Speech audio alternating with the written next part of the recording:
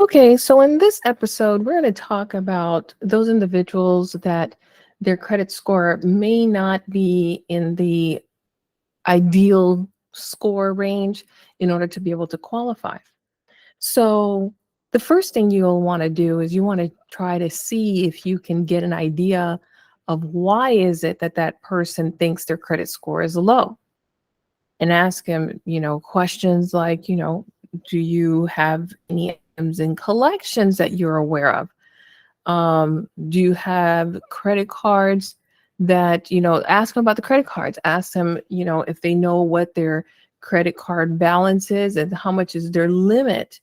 Because what they want to do is if their credit limit is up to a certain amount, they may not want to go past a quarter or one third of the amount that's allowed, so that at least during the time that they're in the process of trying to buy a home, so that it will really help their credit score to increase as much as possible.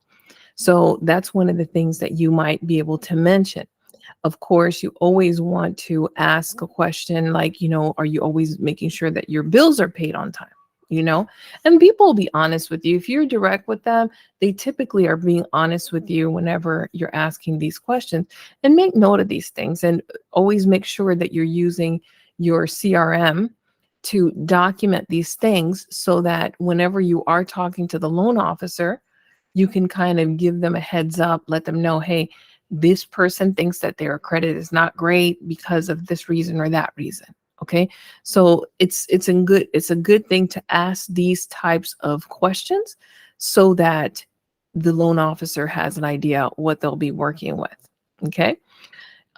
You still want to encourage them to meet with the loan officer, because if they are feeling like uneasy because they're not sure what their credit score looks like, and they're thinking it may not be great. Well, you know what? If they check their credit score and it goes down, it's better for it to go down now than when they really need to secure a house. It's better to go check and see what's going on with their credit score, find out what they need to do in order to repair that credit score or to bring it up as early as possible, so that they have time to do or take the steps necessary to bring that credit score to where it needs to be in order to qualify to obtain a loan. Okay. And get a good solid path so that they know how to make it happen.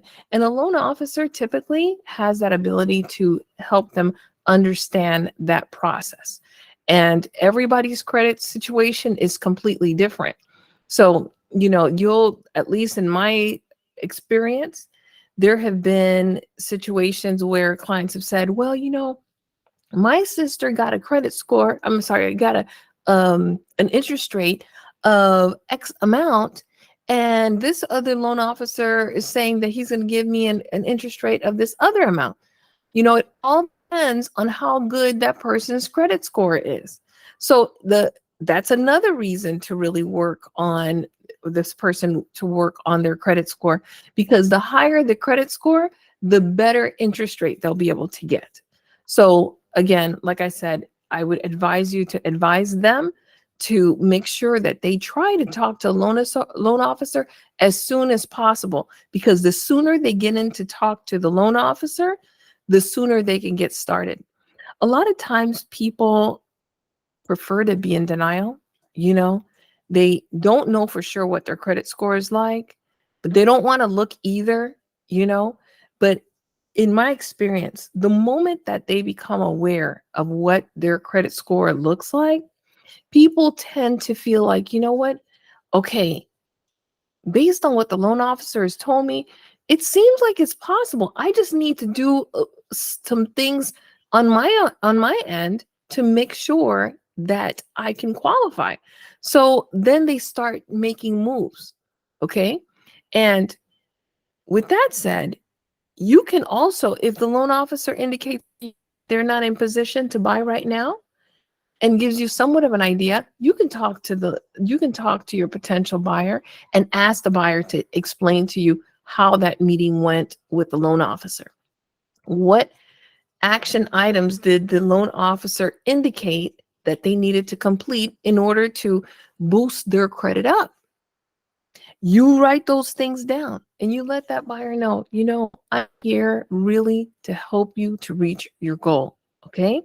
If you want, I'll be happy to serve as your accountability partner. I can call you. If you want me to call you every 6 weeks, I'll call you every 6 weeks to check and see how you're doing. If the loan officer says, you know what, you're going to need to hold off a little while until you save enough money in order for you to have enough for your down payment and your portion of closing costs, right? So then you can ask the buyer, the potential buyer, so when is it that you think that, how long do you think it'll take you to save this amount of money that you need in order to buy? Well, they may say a year. Okay. Well, how about if I call you every month to see how you're coming along with saving, with your savings so that you could have your money towards your purchase of your next home? Typically people are very nice and they're like, well, wow, I really appreciate that, and you let them know, look, I'm just here to help you. Okay. Sometimes we need an accountability partner. Even me, sometimes, things with like if doing exercise, sometimes I myself need an accountability partner because if it's left to me, I'll be good to myself and I'll be like, look, I'm not going to do my exercise today. That's the same thing that happens when it comes to credit. So sometimes people just need a little somebody to like report in and say, yes, I did it. I put aside my $1,000 this month or however much money they need to set aside so that they have enough to complete what they need to purchase the home. So, this part of it is kind of important because the more that buyer sees your care, the more you follow up, the more they will make sure that you're the one that's helping them to purchase their home. I've had situations where I've talked to people initially and it's taken them a while. It's taken them 5 years. But the crazy thing is that 5 years did pass. And when those years passed and they were ready, they're like, okay, we're ready. And they call me, you know? And sometimes we're like, oh man, I wish it would happen sooner. This business is not like that. This business, sometimes you have people that come in that they're ready to go. Sometimes you have people that are not. They need a few months. Some of them need a year. Some of them need 5 years. So the more you are keeping track of your people, okay, and not depending on your brain to do that, the more business you'll ultimately have. Okay. And follow up is really, really important. I think that was one of the things that helped me the most is the fact that I really was good at following up with people. And I don't know, I was almost in tune with it. At the time, I didn't really have a CRM database where I would keep these. I had like some spreadsheets, that I used, and that's what I used to kind of like help me remember like who to call and such. But those people, whenever I gave them a call, they were always looking forward to my call. We'd talk about different things or whatever, and then we'd get into the conversation about how they're doing with everything. Are we on board? Like, are we on track? I'm sorry, with the plan? And yes, we're really working towards this. And, ended the conversation. But those agents that are great at follow-up and are great at asking questions, in my opinion, those are the ones that do the best.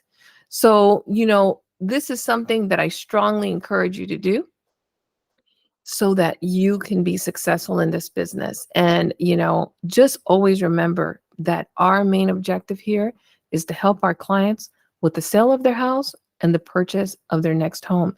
And you are a big part of making that happen for them. All right. So that's it for this segment. I look forward to seeing you next time. All right.